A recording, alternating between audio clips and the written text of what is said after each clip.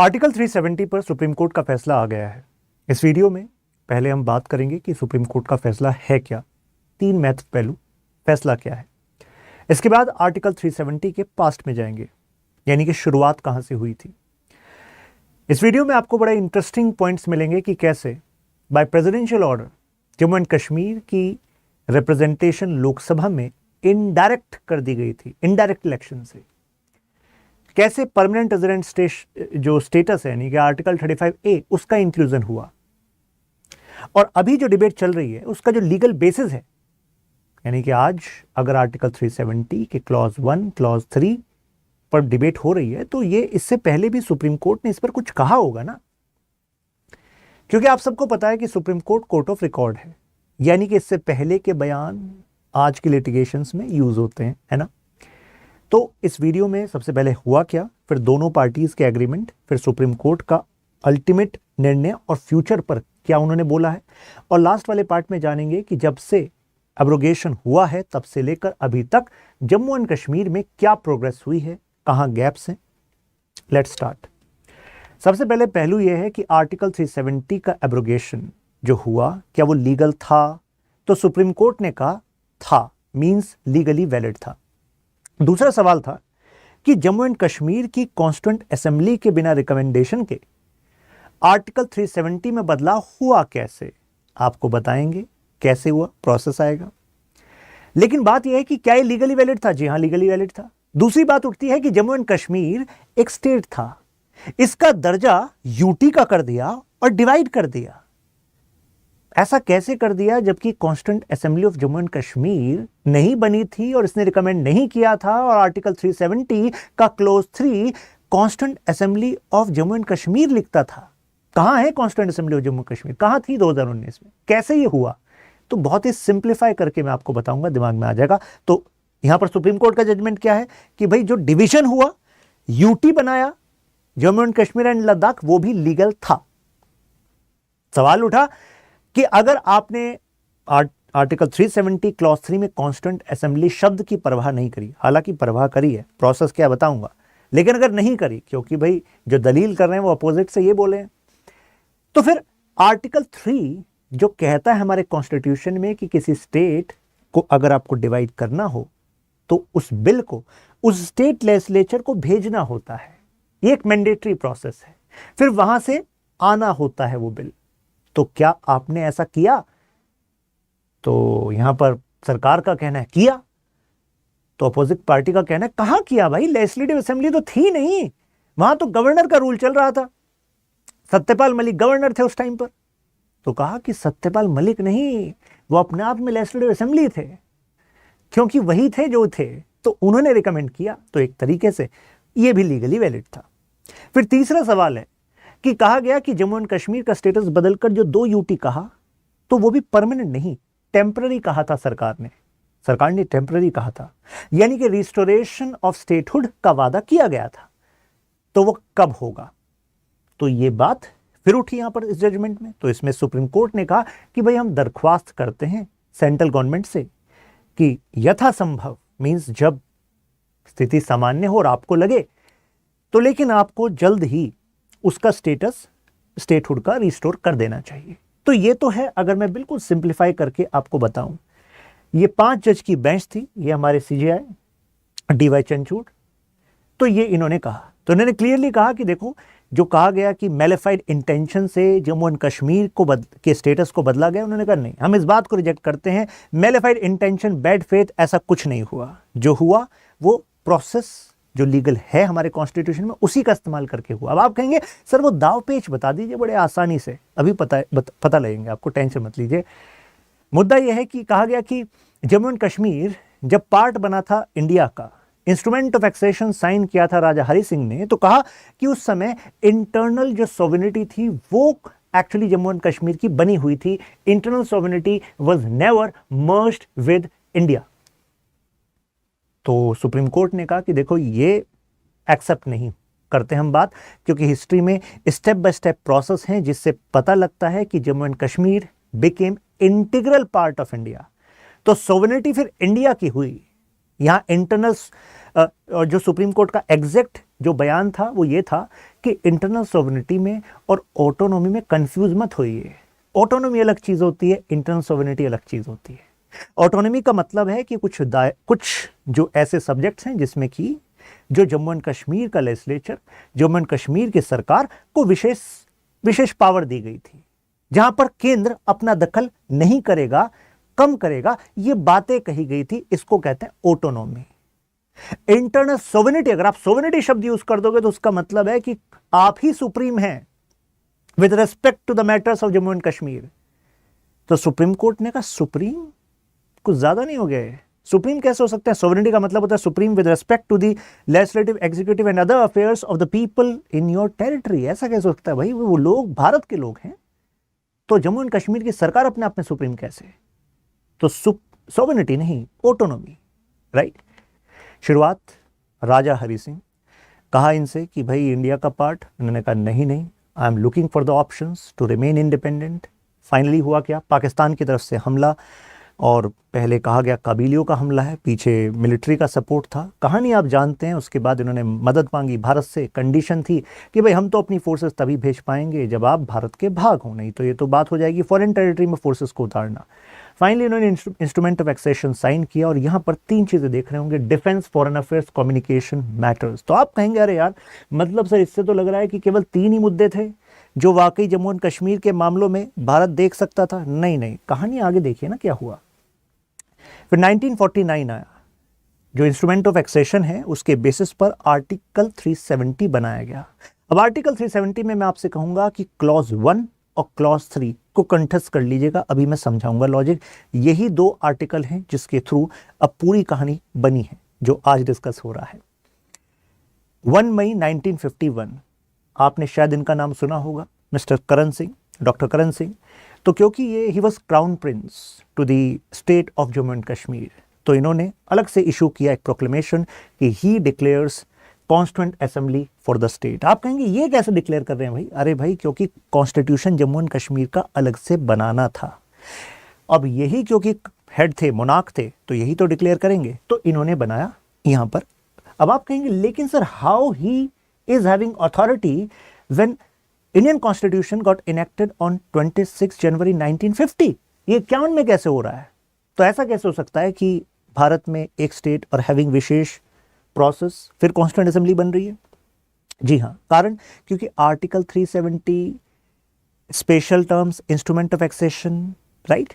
तो ये इनको पावर दे रहा था कि जो ये हैं, इनके हायर्स हैं, वो भारतीय संविधान के प्रोविजंस को, कानून को, व अपने लेजिस्लेचर के कानून को इंप्लीमेंट करने के लिए वो अपनी सोवरेनिटी रखते हैं। ध्यान रखिएगा, इनको ये पावर थी। लेकिन अब दिल्ली एग्रीमेंट हुआ था। दिल्ली एग्रीमेंट के तहत जो उस टाइम शेख अब्दुल्ला, जिनको प्राइम मिनिस्टर का दर्जा दिया गया था जम्मू एंड कश्मीर में, तो देखिए 2 पद थे, एक प्राइम मिनिस्टर, एक सदर रियासत। सदर रियासत was equal to the modern governor and prime minister was equal to present CM, right. और इनके और जो हमारे जवाहरलाल नेहरू जी थे, इनके बीच में एक एग्रीमेंट साइन हुआ, और इस एग्रीमेंट से अब जो रिलेशन था वो एक्सपेंड हो गया। यहां पर विशेष फोकस करना चाहूंगा, एक्सपेंडेड द रिलेशनशिप इन 1952। तो यानी कि मुद्दा अब केवल ये नहीं था, अब ये एक्सपेंड हो चुका था। क्यों हुआ था? इनको खुद पता था, जम्मू एंड कश्मीर के डेवलपमेंट के लिए expansion of relationship was necessary to get required support from India. तो यानी कि इंटीग्रेशन की तरफ कदम। 1954 आता है, आर्टिकल 35A। अब आप कई बच्चे सोचते हैं कि यार ये कैसे हो सकता है कि प्रेसिडेंशियल ऑर्डर ने एक लॉ पास कर दिया जिसकी वजह से आर्टिकल 35A आ गया। ऐसा कैसे हो सकता है? क्योंकि आप पढ़ते हैं कि कॉन्स्टिट्यूशन में अमेंडमेंट कैसे पॉसिबल है। आर्टिकल 368 का प्रोसीजर है एक तो, या फिर सिंपल मेजोरिटी वाले कुछ केसेस हैं, वो वाली बात हो गई, राइट। लेकिन प्रेसिडेंशियल ऑर्डर आ रहा है 35A, ये नहीं समझ में आता लोगों को। तो हमेशा सुनिएगा कि जम्मू एंड कश्मीर के लिए आर्टिकल 370 का क्लॉज 1 क्या कहता था? क्लॉज 1 प्रेसिडेंट को पावर देता था कि भाई आप कुछ बदलाव कर सकते हैं, मॉडिफिकेशंस कर सकते हैं with respect to Jammu and Kashmir when it comes to application of Indian constitution. तो उस रेस्पेक्ट में ये था, क्योंकि ये 35A किसी और के लिए थोड़ा ना था, केवल जम्मू एंड कश्मीर के लिए था। इस वजह से ये एक विशेष तरीका था, ठीक है ना। इस पर बड़ी डिबेट होती है क्योंकि परमानेंट रेजिडेंट स्टेट मतलब permanent resident of Jammu and Kashmir का दर्जा किसको मिलेगा, इसकी पावर स्टेट लेजिस्लेचर को दे दी गई थी और काफ़ी कंट्रोवर्शियल भी था। ऐसा क्यों? क्योंकि मीडिया पर्सन्स ने कई बार एक हेडलाइन बनाई कि क्या था ये कानून, आर्टिकल 35 से जवाहरलाल नेहरू जी ने पास करा दिया, जिसकी वजह से जम्मू एंड कश्मीर की बेटी अगर पाकिस्तान के लड़के से शादी करती है तो ऐसे में उस लड़की का PR status, permanent resident status बना रहेगा। लेकिन अगर वही लड़की दिल्ली या भारत के किसी भी भाग के, किसी और जम्मू एंड कश्मीर के अलावा किसी और भाग के लड़के से शादी करती है तो उसका permanent resident status of Jammu Kashmir चला जाएगा। तो आप कहेंगे सर इस बात में कितनी सच्चाई है? इस बात में आंशिक सच्चाई है, यानी कि पूरी तरह गलत नहीं है। ऐसा क्यों? आंशिक सच्चाई इंटरप्रिटेशन की है। ऐसा इस वजह से क्योंकि जब वो जम्मू एंड कश्मीर स्टेट बता रहे हैं तो उसमें मुझे बताइए पाक ऑक्यूपाइड कश्मीर भी है कि नहीं? पाक ऑक्यूपाइड कश्मीर आएगा। तो पाक ऑक्यूपाइड कश्मीर वाली साइड अगर, क्योंकि गांव दोनों साइड हैं, रिश्तेदारियां भी हैं, बातचीत भी, सब मतलब जब सिचुएशन ज़्यादा बिगड़ गई तो उसके बाद तो अब सिक्योरिटी एटमॉस्फेयर डिफरेंट हो गया, लेकिन पहले तो आना मतलब ट्रेड रिलेशंस चलते थे। तो ऐसे में कितने सारे ऐसे पासेस थे, स्पेशली अगर आप सदर्न वैली की बात करो जहाँ से आना जाना होता था। तो अब लेकिन अब तो सिचुएशन डिफरेंट है। बट द पॉइंट इज कि अगर शादी होती है तो ऐसे में लड़की की पीआर स्टेटस वहाँ के केस में बना रहेगा और इंडिया के किसी पार्ट के और पार्ट से लड़के से होती है तो पीआर स्टेटस चला जाएगा। जबकि लड़के की बात करें तो ये जेंडर इनसेंसिटिव क्लॉज भी कहा गया। लड़के की बात करें जम्मू एंड कश्मीर का तो वो कहीं से भी शादी करे, दिल्ली से करे, कहीं से करे, तो उसका पीआर स्टेटस बना रहेगा। तो कहा यार लड़की के साथ गलत किया है तो, राइट। तो ये पॉइंट उठे थे कि यार ऐसा क्यों है, लेकिन मैं आपको बता दूं अभी तो ये एप्लीकेबल नहीं है, राइट। नाउ 70 नवंबर आया 1957, constitution of the state of Jammu and Kashmir was adopted. देख रहे हैं जो पूरे भारत का कॉन्स्टिट्यूशन 26 जनवरी 1950 को लागू हो गया था और इनकी जो जम्मू एंड कश्मीर के लिए अलग से कॉन्स्टिट्यूंट असेंबली बनी थी, क्या बताया डॉक्टर करण सिंह, 1951 में स्टार्ट कराई थी। तो 1957 में जाकर उन्होंने काम पूरा किया और फाइनली जो है मतलब अडॉप्ट कर ली गई 26 जनवरी 1958। तो देख रहे हैं 26 जनवरी 1950 को भारत का कॉन्स्टिट्यूशन आया और 26 जनवरी 1958 को यहां पर जम्मू एंड कश्मीर का अलग कॉन्स्टिट्यूशन आया, राइट। अब यहां पर एक और गेम है। गेम ये है कि आर्टिकल 370 का जो क्लॉज 3 है वो ये कहता है कि जो स्पेशल प्रोविजंस बनाए गए हैं जम्मू एंड कश्मीर के लिए, स्पेशल प्रोविजंस, मॉडिफिकेशन, इनका क्या स्टेटस होगा, ये रहेंगे या नहीं रहेंगे, इस विषय में constituent assembly of Jammu and Kashmir वो फाइनल रिकमेंडेशन दे सकती है। मतलब रिकमेंडेशन जो है जम्मू एंड कश्मीर की कॉन्स्टिट्यूएंट असेंबली देगी प्रेसिडेंट को और तभी जो है कोई मॉडिफिकेशन चेंज हो सकता है in this relation between Indian constitution, how Indian constitution have relation with other states, मतलब talking about other states and Jammu and Kashmir, right. तो अब लेकिन क्या कुछ कहकर गई कॉन्स्टिट्यूएंट असेंबली? कुछ कहकर नहीं गई, खत्म हो गई कॉन्स्टिट्यूएंट असेंबली। तो ये माना गया कि यार मतलब कॉन्स्टिट्यूएंट असेंबली होती, वो कहती तो बदलाव हो सकता था, खत्म हो सकता था स्पेशल स्टेटस, नॉर्मल एक स्टेट बन सकती थी, लेकिन यार वो तो कुछ कह के ही नहीं गई। तो यानी कि अब आर्टिकल 370 क्या परमानेंट है, क्योंकि बना कौन सकती है कॉन्स्टिट्यूएंट असेंबली, फिर जम्मू एंड कश्मीर की स्टेट बनाती, और वो क्यों बनाएंगे, खत्म हो गई भाई। अब तो केवल स्टेट की लेजिस्लेचर है, लेजिस्लेटिव असेंबली है, और कॉन्स्टिट्यूएंट असेंबली के लिए तो अलग से प्रोक्लेमेशन चाहिए। तो अब ये कहने लगा कि भाई अब तो ये परमानेंट स्टेटस रहेगा। अब 1965 आया, ये जो टाइटल था ये चेंज कर दिया गया कि भाई प्राइम मिनिस्टर सदर रियासत, अब मानी जाओ आप, अब आप सीएम हैं, चीफ मिनिस्टर हैं, सदर रियासत गवर्नर हैं। तो एक स्टेप था कि अब जो अदर स्टेट्स हैं वैसा ही फंक्शन यहाँ पर भी रहेगा, इन टर्म्स ऑफ टाइटल तो रहेगा। अब आते हैं इस कहानी पर, आर्टिकल 370 ये गया कैसे, एब्रोगेशन कैसे हुआ, टेक्निकलिटी क्या है इस चीज़ की, बहुत ही सिंपल वे में बताऊंगा। देखिए 5 अगस्त 2019 को प्रेसिडेंट रामनाथ कोविंद जी का एक कॉन्स्टिट्यूशनल ऑर्डर पास होता है। 272 इस ऑर्डर का नाम था, नंबर था, ठीक, प्रेसिडेंशियल ऑर्डर। किसको अमेंड करने के लिए? आर्टिकल 367 को। अब आप कहोगे 367 मतलब, actually article 367 is talking about interpretation, यानी कि अगर किसी, जैसे अगर आर्टिकल 370 के किसी वर्ड को आपको बदलना है, उसका मतलब चेंज करना है, तो ऐसे में आप 367 का इस्तेमाल कर सकते हैं, यानी कि 367 which deals with the interpretation of constitution. तो अब किसी को हिंट आ रही है कि क्यों ऐसा किया गया होगा? मुझे लग रहा है कि अभी तक आपके दिमाग में आ जाना चाहिए। कारण क्या था कि बीच में सबसे बड़ा जो स्टक पॉइंट था वो क्या था कि constituent assembly of Jammu and Kashmir बताती कि 370 को कब खत्म करना है, लेकिन वो तो चली गई। तो अब इस प्रेसिडेंशियल ऑर्डर 272 से करा क्या गया कि भाई ऐसा है, जो 370 क्लॉज 3 में लिखा हुआ है कि कॉन्स्टिट्यूएंट असेंबली, इसका मतलब अब माना जाएगा legislative assembly of Jammu and Kashmir. मजा आ गया? अब आप कहेंगे लेकिन सर एक बात बताइए, ये प्रेसिडेंशियल ऑर्डर कौन से आर्टिकल से इशू कर दिया, ये पावर कहां से आई? अरे भाई साहब, अभी बताया था आपको, आर्टिकल 370 का क्लॉज 1। मैंने तो इतना सिंप्लीफाई कर दिया आपके लिए, मैंने कहा दो ही चीज याद रखनी है, आर्टिकल 370 का क्लॉज 1 और आर्टिकल 370 का क्लॉज 3। तो आर्टिकल 370 का क्लॉज 1 क्या बताया था? With respect to application modification within the constitution, application with respect to Jammu and Kashmir. तो यानी कि आप किसका इस्तेमाल कर सकते हैं? 370 क्लॉज 1 का। तो 370 क्लॉज 1 ये पावर देता ही हमारे राष्ट्रपति को कि भाई हमारे कॉन्स्टिट्यूशन का application with respect to Jammu and Kashmir by order change किया जा सकता है, राइट? और बाकी जो चीजें हैं कि जम्मू एंड कश्मीर का बाकी जो स्टेटस है वो तो 370 क्लॉज 3 में लिखा है कि कॉन्स्टिट्यूएंट असेंबली के रिकमेंडेशन से होगा। तो अब फाइनली ये है कि कॉन्स्टिट्यूशन ऑर्डर 272 जो इशू किया गया, तो इंसर्टेड ये कॉन्स्टिट्यूएंट असेंबली की जगह क्या लिख दिया, क्या बता दिया कि भाई ये इंस्टीड इसका रेफरेंस क्या होगा, लेजिस्लेटिव असेंबली होगी। तो इसी से एक्चुअली सबसे पहले आपके दरवाजे खुल गए कि अब जो है आर्टिकल 370 का स्टेटस अब खुद ही चेंज होने वाला है। दरवाजे यहां से खुल गए थे 5 अगस्त 2019 को। बहुत तेजी से काम चल रहा है। यस, अब देखिए आर्टिकल 370 क्लॉज 3 क्या रीड करता है, यहां से देखिएगा, president may declare that this article, यानी कि 370 article shall cease to be operative. मतलब सीज टू बी ऑपरेटिव, इसी को हम क्या कहते हैं? एब्रोगेशन, यानी कि अब अप्लाई नहीं होगा। Shall be operative only with exception modification as may specify provided that recommendation of the constituent assembly of the state। कौन सी स्टेट? जम्मू एंड कश्मीर। यानी कि इनकी रिकमेंडेशन से ऐसा हो सकता है।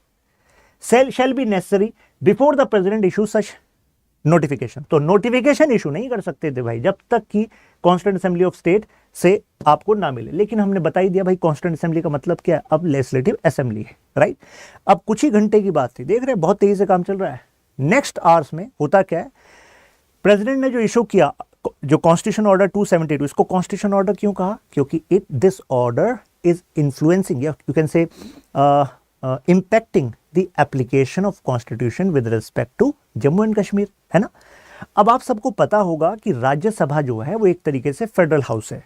अगर आप स्टेट्स के स्टेटस में चेंज करते हैं, स्टेट्स की पावर में चेंज करते हैं, तो ऐसा बिल, ऐसा रेजोल्यूशन कहां से इंट्रोड्यूस हो सकता है? राज्यसभा से होगा, है ना?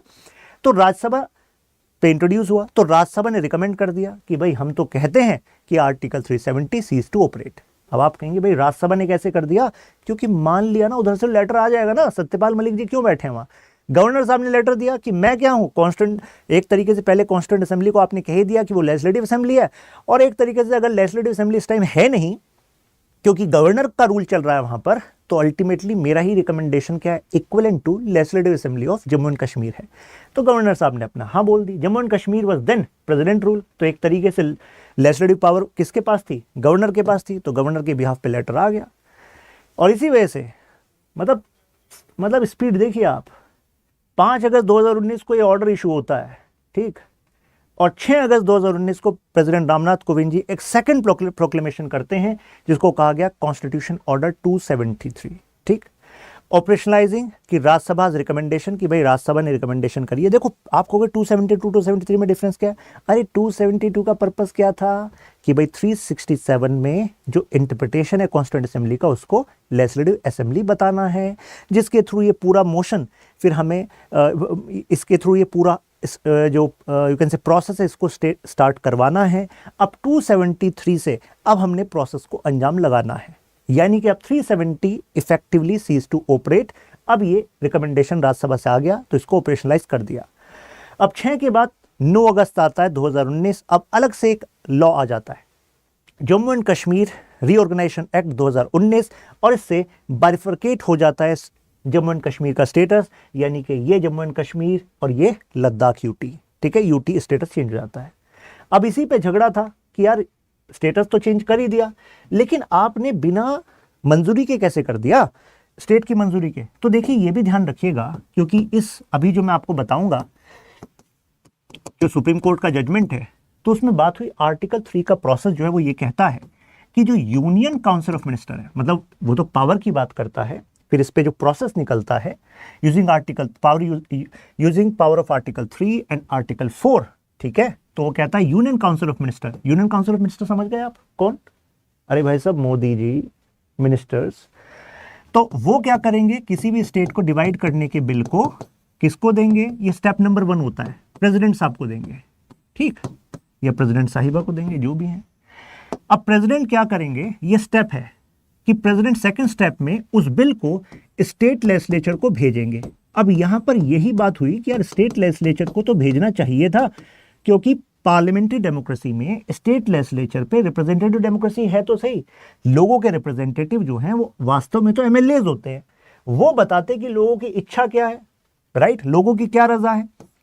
अब ये कहता है कि जो सेकंड स्टेप है वो स्टेट लेजिस्लेचर के पास जाता है ये बिल, और ये लॉ ये भी कहता है, वैसे मैं आपको डिटेल में बता दूं, कि आपको एक टाइम फ्रेम बताना पड़ता है within which time this state legislature has to send this bill back to the honourable president. अब प्रोसेस को जाने तो देखो स्टेट लेजिस्लेचर इस पे यस भी बोल सकता है कि जी हम तो खुश हैं, कर दीजिए हमें डिवाइड, हमें तो इसी पल का इंतजार था, या फिर ऐसा भी कह सकता है नो, हम नहीं अलग होंगे, हमारी जनता नाराज है, हम एमएलएज नाराज है मेजोरिटी में, या फिर ऐसा भी कह सकता है कि भाई हम कुछ रिकमेंडेशन देते हैं, रिकमेंडेशन देना चाहते हैं कुछ बदलाव की, ऐसा भी कह सकता है। ध्यान देना मैंने यहां पर वर्ड अमेंडमेंट नहीं लिखा, कारण ऐसे बिल में आप खुद बदलाव करने की कोई पावर नहीं रखते, आप रिकमेंड कीजिए कि जी ऐसा बदलाव कर दो, ठीक है ना। तो ऐसे में फिर आप जो भी आपका फैसला हो, इन तीनों में से एक ही फैसला होगा, या तो हाँ करोगे या ना करोगे, या फिर रिकमेंड करोगे कुछ बदलाव कि भाई लद्दाख को ज्यादा मत दो, इसको कम टेरिटरी दो, हमें ज्यादा टेरिटरी दो। ऐसा नॉर्मल स्टेट्स में ऐसा होता है, लेकिन जम्मू एंड कश्मीर के केस में क्या हुआ वो तो पता ही है आपको, अभी बताया मैंने, आगे कहानी भी पता लगेगी। फिर आपको क्या करना होता है, within that time frame आपको इस बिल को भेजना पड़ता है as a third step to president, ये मैंडेटरी भेजना है। अब मान लो आप कह रहे हो कि विद इन टाइम नहीं भेजा सर, फिर क्या होगा, तो देखो ऐसा है, फिर मान लिया जाता है कि आपसे बिल आ गया, तो आप कहोगे लेकिन सर बिल तो इनके पास है, वहां कैसा आ गया? अरे भाई साहब बिल की कॉपी तो इनके पास, वहां पे भी एक कॉपी है, राइट। अब इसके बाद देखिए थर्ड स्टेप ये हो गया, राइट। अब फोर्थ स्टेप से पहले आपको बता दूं कि यहां पर जो इनकी रिकमेंडेशन होती है, ये जो होती है, it is not binding on president और पार्लियामेंट, ये ध्यान रखना, इनकी नॉट बाइंडिंग। तो आप कहोगे यार तो गजब बेइज्जती है सर, इन्हें फिर भेजा ही क्यों था जब इनकी माननी नहीं है। देखो मान भी सकते हैं, अगर कुछ अच्छा आइडिया लगा तो मान लेंगे यहाँ पर लोकसभा राज्यसभा के लेवल पे, और अगर नहीं लगा अच्छा तो नहीं मानेंगे। तो वाकई बात यह है कि इनके पास ज्यादा पावर है नहीं, किसी भी स्टेट के पास इस विषय में पावर नहीं है। पार्लियामेंट ने ठान लिया कि करना है तो करना है, ठीक है ना। बट यह है कि पॉलिटिकल सेंसिटिविटी को देखा जाता है, ऐसा ना हो कि यहाँ दंगे फसाद हो जाएं स्टेट के लेवल पे, तो स्टेट से ही कुछ डिमांड अगर निकलती है, एक सेक्शन मांग करता है, जैसे तेलंगाना के केस में हुआ था कि मांग कर रहे थे, तो चलो भाई दे दिया, राइट, अलग से तेलंगाना बन गया। अब देखिए यहां पर मैं वर्ड लिख रहा हूं और का मतलब चाहे आप लोकसभा में इसको ले आओ चाहे राज्यसभा में ले आओ एज फोर्थ स्टेप, तो यहां पर फोर्थ स्टेप आ जाएगा ये, ठीक। तो मान लो लोकसभा में आप ले आए इस बिल को, अब इसके बाद आप ले जाओ फिर राज्यसभा में, क्योंकि दोनों से पास कराना भाई, बिना इसके एक्ट कैसे बनेगा। तो फिर जो है इस बिल को आप राज्यसभा में ले आओ, यहां से पास करा दो। अब आप कहोगे सर पास तो करा रहे हो, मेजोरिटी तो बता दो, कौन सी मेजोरिटी से पास हो रहा है?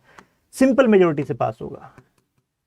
तो आप कहोगे सर इतना आसान है पास कराना? जी हाँ, इतना आसान है पास कराना। सिंपल मेजोरिटी का मतलब क्या होता है?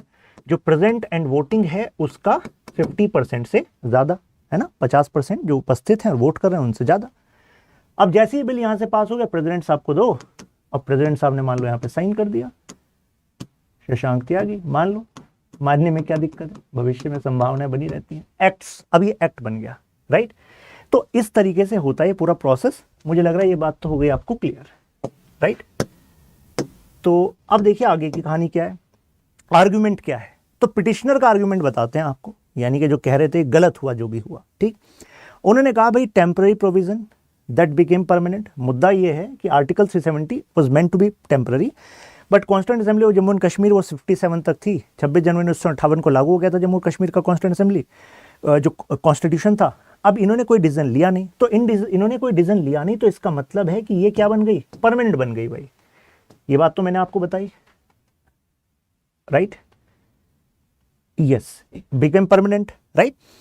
Thereafter no constitution process was left, यानी कि वैसे हम बताएं तो कॉन्स्टिट्यूशन का कोई प्रोसेस था नहीं। इस वजह से आपने देखा होगा कि कितने सारे जम्मू कश्मीर के पॉलिटिशियंस हैं बहुत कॉन्फिडेंस में बोलते थे, कहते थे जम्मू कश्मीर 370 आर्टिकल कुछ नहीं हो सकता भाई, अगर आपने करके दिखा दिया हम राजनीति छोड़ देंगे, हम ये कर देंगे वो कर देंगे। क्यों? क्योंकि वैसे उनका जो कॉन्फिडेंस देखा जाए, अगर उन्होंने ध्यान ना दिया हो कि ऐसा भी इंटरप्रिटेशन और ऐसी भी सिचुएशन का समीकरण बनाया जा सकता है, तो वाकई उनका कॉन्फिडेंस इस पॉइंट से तो जायज़ था कि यार लग नहीं रहा था कि कॉन्स्टिट्यूशन में कोई प्रोसेस है। ये तो भाई सब क्रिएटिविटी थी, फिर एप्लीकेशन था, सारे समीकरण ऐसे बनाए गए, राइट, बताया आपको।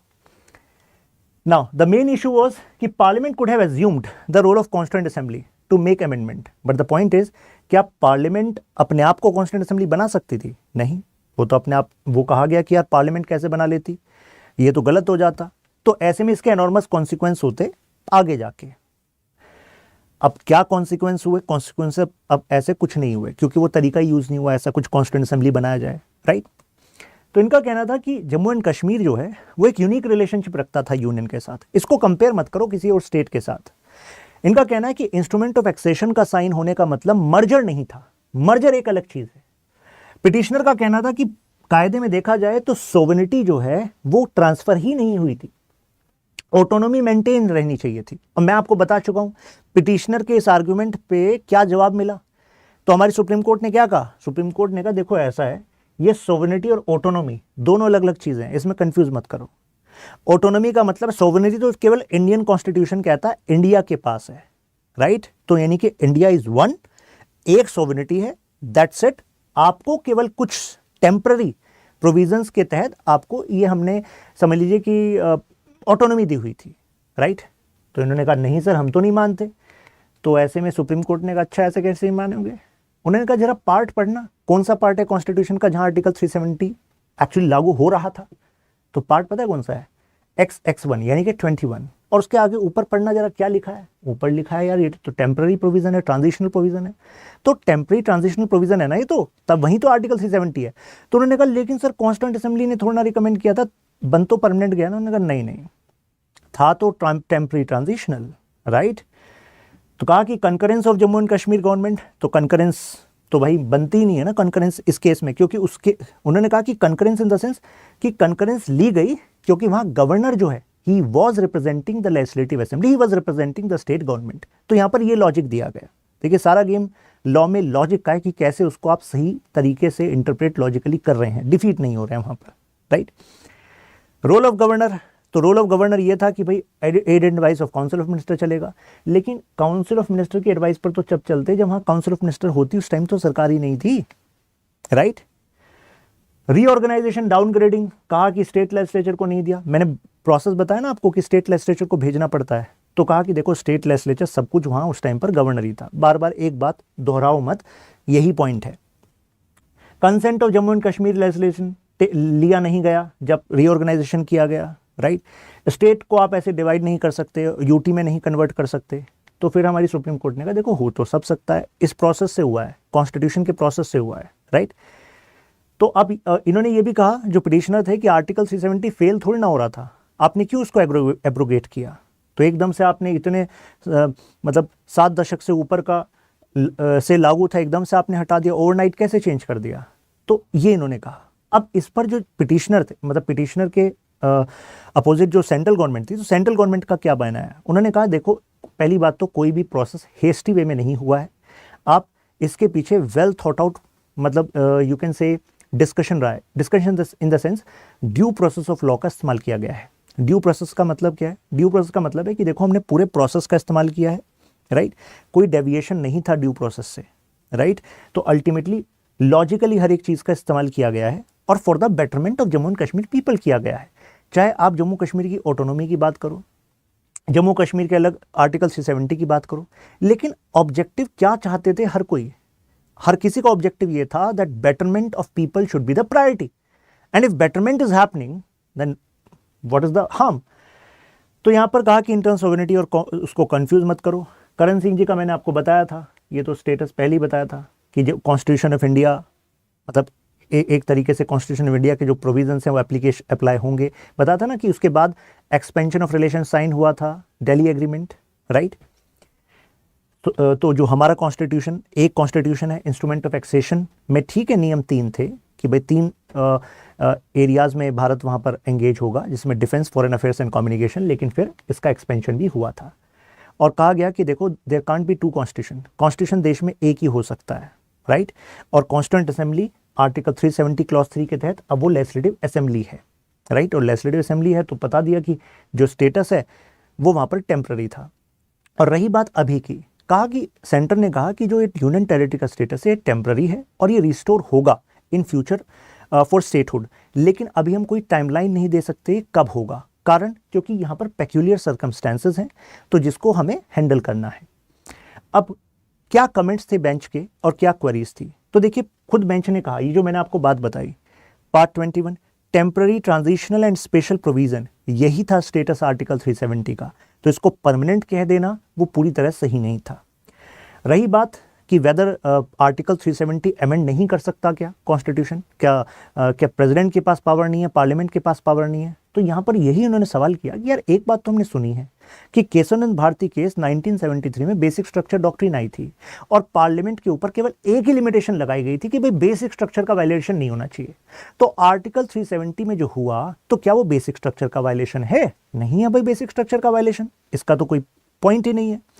रही बात ये सब clause 3 of article 370 envisages a process by which it can be de operationalise, वो खुद बताता है सब क्लॉज 3 कि भाई ऑलरेडी आर्टिकल 370 सब क्लॉज 3 खुद बताता है कि आप जो है इसको डी ऑपरेशनलाइज कर सकते हैं ऑन द रिकमेंडेशन ऑफ, अब तो कॉन्स्टिट्यूंट, पहले कॉन्स्टिट्यूंट असेंबली, अब legislative assembly, on the way to seek people's opinion. तो ये कह दिया गया कि देखो लोगों की ओपिनियन अब यहाँ पर रेफरेंडम कराना संभव नहीं है, राइट, कि अब रेफरेंडम करा जाए क्योंकि इंडियन कॉन्स्टिट्यूशन में जो एस्टेब्लिश्ड इंस्टीट्यूशन है उसी के हिसाब से देश चलता है, राइट। तो यानी कि आर्टिकल 370 में अमेंड हो सकता है, राइट। तो आर्टिकल 1 के तहत, जैसे आर्टिकल 1 में क्या कहा गया है कि टेरिटरी ऑफ इंडिया का मतलब क्या होगा, इसमें स्टेट्स भी होंगी, यूटीज भी होंगी और अदर एक्वायर्ड टेरिटरीज भी होंगी, right. On the कंपीटेंस of parliament, तो पार्लियामेंट ऐसा कर सकती है क्योंकि पार्लियामेंट अपने आप में सॉवरन है with respect to amending the constitution, right. और ऐसा ही आर्टिकल 370 में ये जो ऑर्डर है ये ड्यूली अप्लाइड है। फिर how long should the UT can exist, तो इस पर कुछ नहीं कहा गया है, ये एक्चुअली केवल उन्होंने जो हमारी बेंच है सुप्रीम कोर्ट की 5 जजेस की, उन्होंने सेंटर से कहा है that you should restore the status. अब जरा चलते हैं इससे रिलेटेड कुछ केसेस में, ठीक। जैसे Premnath Kaul, union of India, 1959 का केस है।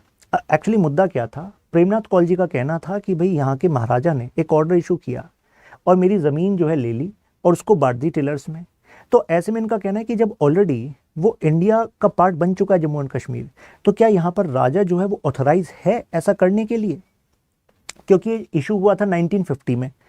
अब 1950 में याद करिए, 1950 आपको पता है कि 51, 57 क्या चला था, जम्मू एंड कश्मीर की अपनी कॉन्स्टिट्यूंट असेंबली थी, उसको पावर दी हुई थी और उसको बनाया कैसे था, वो खुद जो है, जो उस टाइम पर करण सिंह जी थे उनके प्रोक्लेमेशन से बना था, क्योंकि स्टेटस जो है इवॉल्व हो रहा था, राइट, विद इंडियन कॉन्स्टिट्यूशन। ऐसा नहीं था कि वन गो में फुल फ्लैज स्टेट बन गया था।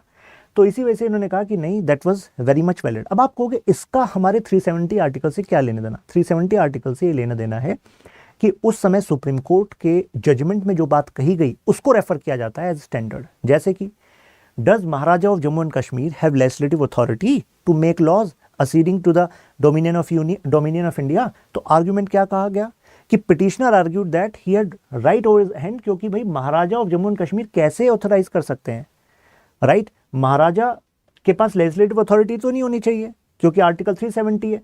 अब आप थोड़ा कनेक्ट करना कि अब महाराजा तो गए, ठीक है, अब फिर तो भाई वो सीएम और गवर्नर आ गए थे, लेकिन अगर गवर्नर यहाँ पर कॉन्स्टिट्यूशनल हेड है और वो इक्विवेलेंट टू प्रीवियस टाइम महाराजा, क्योंकि हेड उस टाइम पर महाराजा, जब तक फुल फ्लैज कॉन्स्टिट्यूशन नहीं बना जम्मू और कश्मीर का।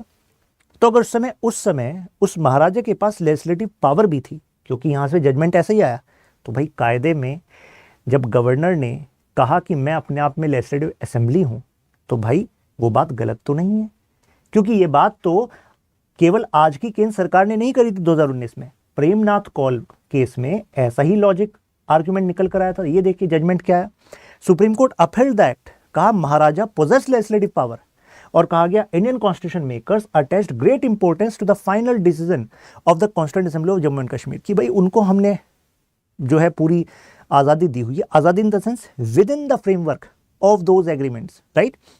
और ऐसे में जो एक्सरसाइज कर सकते हैं वहां पर उस तब तक पावर वो महाराजा कर सकते हैं। तो एक तरीके से लॉजिक तो ठीक है, राइट। अब judgement also remarked on the power of the president to abrogate article 370, और यहां पर ये कहा गया कि भाई कॉन्स्टिट्यूंट असेंबली ऑफ स्टेट की रिकमेंडेशन पर एब्रोगेट हो सकता है, आर्टिकल 370 इनइफेक्टिव हो सकता है। तो अगर उस समय महाराजा के पास लेजिस्लेटिव पावर को अपहेल्ड किया गया था उस कंडीशन में जब वहां पर अभी केवल कॉन्स्टिट्यूंट असेंबली काम कर रही थी, तो कायदे में गवर्नर के पास भी तो लेजिस्लेटिव पावर मानी जानी चाहिए as per the interpretation of Ramnath Kaul case. और ऐसे में कॉन्स्टिट्यूंट असेंबली की जगह अगर हम लेजिस्लेटिव असेंबली रखें तो this can be a recommendation. Puranlal Lakhanpal versus president of India, इस केस में क्या हुआ, प्रेसिडेंशियल ऑर्डर, अब इस केस में तो सरप्राइज हो जाओगे आप। Presidential order amended article 81 of the Indian constitution और allowed representation of Jammu and Kashmir in Lok Sabha through indirect election. आप सबको पता होगा भारत में सभी जो सीट्स हैं लोकसभा की वो केवल किससे आती है, डायरेक्ट इलेक्शन से आती हैं, राइट। दो एंग्लो इंडियन होती थी नॉमिनेटेड सीट, वो खत्म कर दी गई थी, तो डायरेक्ट इलेक्शन से आती है। लेकिन ये देखिए इस ऑर्डर में इनडायरेक्ट इलेक्शन से रिप्रेजेंटेशन की बात की गई जम्मू एंड कश्मीर से। तो एक तरीके से मॉडिफिकेशन परमिट किया गया और कहा कि 6 people from Jammu and Kashmir ये जो है किसके रिकमेंडेशन पर आएंगे, जम्मू एंड कश्मीर की अपनी लेजिस्लेचर के रिकमेंडेशन पे आएंगे, उनके कंसल्टेशन पे आएंगे। तो प्रेसिडेंट ऑर्डर ने इसको एम्पावर कर दिया। अब इशू ये था कि भाई प्रेसिडेंट के पास ये कहां से पावर हो गई कि कॉन्स्टिट्यूशन के आर्टिकल 81 को मॉडिफाई कर दें। तो कहा गया यार इतने हल्के में मत लो, आर्टिकल 370 क्लॉज 1 सब क्लॉज 1 बताया तो सही कि प्रेसिडेंट मॉडिफाई कर सकते हैं with respect to application of Jammu and Kashmir specifically, right. Argument था तो रेडिकल ऑल्ट्रेशन कर दिया, उन्होंने कहा नहीं रेडिकल ऑल्ट्रेशन नहीं है, आर्टिकल 370 सब क्लॉज 1 में ये पावर है, उनके पास ये पावर है, ऐसा वो कर सकते हैं, ठीक। तो अगर प्रेसिडेंट के पास पावर है to alter certain aspect of constitution, वैसा एस्पेक्ट कि लोकसभा में जो डायरेक्ट रिप्रेजेंटेशन होता है उसको इनडायरेक्ट बता रहे हैं, तो भाई साहब अगर आज के टाइम पर इस एब्रोगेशन के लिए आर्टिकल 370 सब क्लॉज 1 का इस्तेमाल करा गया तो कहां गलत किया गया, राइट। तो रेडिकल कहां है फिर वो।